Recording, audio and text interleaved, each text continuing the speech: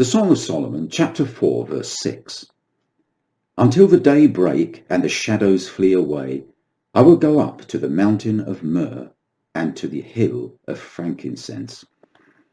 Now this verse repeats some of the words of chapter 2, verse 17, where the rising of the sun was unwelcome because of the fierceness of its rays in the Middle East. But this was from the point of view of the Jews. They were the ones speaking. But here, it's God speaking. And what could the rising sun and the shadows fleeing mean to him? Surely not something unwelcome. I suggest that the rising of the sun is the arrival of the Messiah.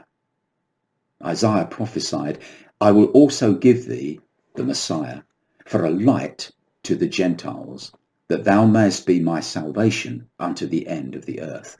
Isaiah 49:6. The Messiah's salvation would not be limited to Israel, but would be a blessing for the entire earth, just as the sun shines on every part of the globe. Later on, Isaiah said, Arise, shine, for your light has come. Chapter 60, verse 1. It was good news. When God speaks of the sun rising and the shadows fleeing away, he is speaking of blessing, not discomfort. Now look back at this verse. God says that until the sun arises and the shadows flee away, he will be available on the mountain of myrrh and the hill of frankincense. This was Mount Moriah, the place where the temple of Solomon stood. But when the light arrived and when Jesus was crucified, the all-important veil in the Holy of Holies of the temple tore in two, and God's presence went forth into all the world through the gospel. Mount Moriah was no longer the exclusive place to meet with God.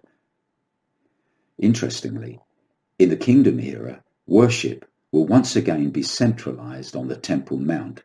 People will be required to travel to Jerusalem.